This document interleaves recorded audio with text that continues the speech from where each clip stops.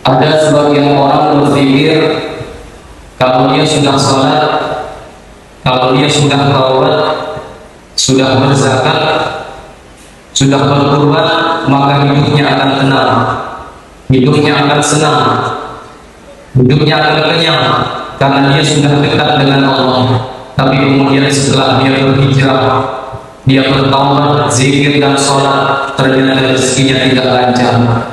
Hidupnya penuh dengan kesulitan dan kesusahan. Muncul bertanya-tanya dalam hatinya, mana keadilan Tuhan? Tidak sedikit manusia modern yang awalnya buat dosa maksiat, lalu kemudian bertaubat, kembali lagi, bahkan menjadi nauzubillah, menjadi lebih jahat dari sebelumnya. Ini semua berawal dari salah berpikir. Kalau kita sudah hijrah, sudah taubat, sudah sholat, sudah zakat, bukan berarti ujian tidak datang menempa hidup kita. Fakhususil khasasah, sebutkanlah kisah-kisah para nabi, sebutkan satu di antara nabi yang tidak ada ujiannya. Cerita tentang penyakit, tidak ada penyakit yang lebih dahsyat daripada penyakit yang dialami oleh Nabi Ayub alaihissalam. Bercerita tentang ditolak jamaah, tidak ada nabi yang paling mengerikan ditolak oleh umatnya melebihi Nabi Musa, Nabi Nuh alaihissalam. Nabi Yunus juga demikian, sampai masuk ke dalam laut, mereka campakkan dari bahtera, tenggelam dalam 3 kegelapan, gelap malam, gelap laut, dan gelap perut ikan. Bercerita tentang kesulitan dan kesusahan, diusir dari kampung halaman, dimusuhi oleh paman kandung, mereka lempar pakai batu berdarah pelipisnya, retak giginya. Tidak ada yang lebih hebat daripada ujian Sayyidina Maulana Muhammad sallallahu alaihi wasallam. Hadirin jamaah jemaat yang dimuliakan Allah, hidup ini adalah ujian. Ujian ini tidak hanya penyakit, ujian tidak hanya kemiskinan dan kesusahan. Bahkan Allah berfirman dalam Quran surat Al-A'raf ayat 168, wa balawnahum bil hasanat, kami uji mereka dengan yang baik-baik berupa kenikmatan. Jabatan ujian, di antara yang diuji dengan jabatan adalah Nabi Daud alaihissalam.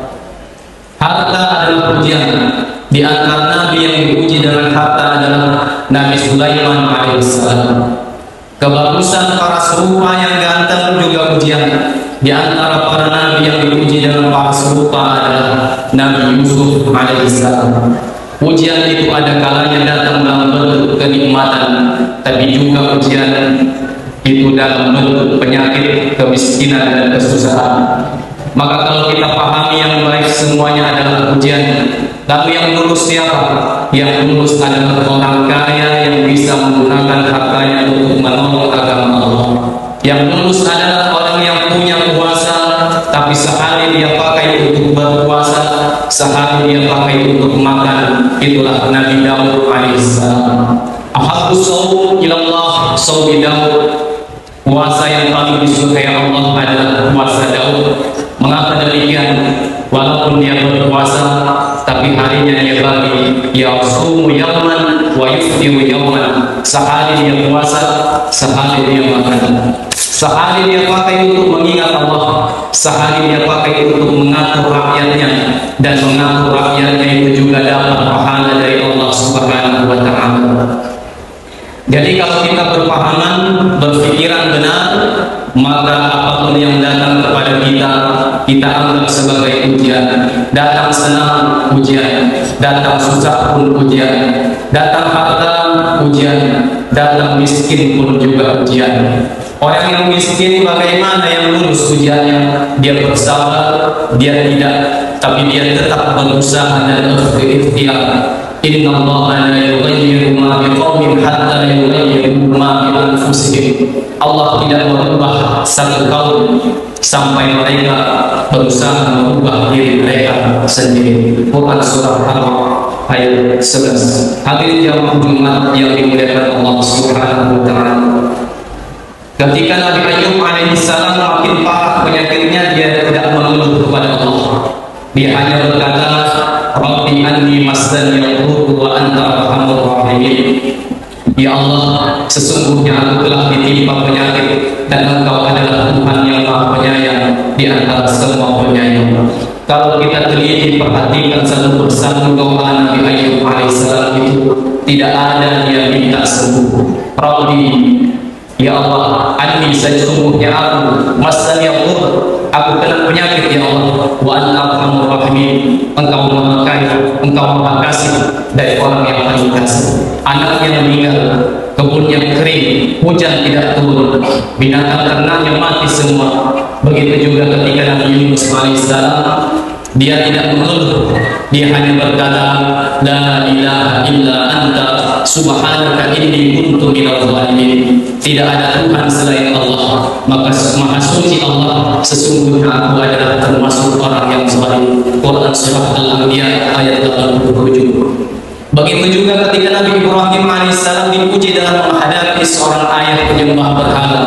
Diajak ayahnya itu untuk meninggalkan Tuhannya itu, dan Ibrahim diancam akan dilempar pakai batu sampai mati. Ibrahim tidak marah, Ibrahim tidak berkeluh kesah, dia hanya berkata, Salamun alaika, keselamatan atasmu wahai ayahku. Sa'astaghfiru laka rabbi, aku akan mintakan ampun engkau kepada Allah walaupun kamu bersalah. Innahu kana bi hafiya, sesungguhnya Allah dekat kepadamu dan Allah mengabulkan doa-doamu. Quran surah Maryam ayat 47.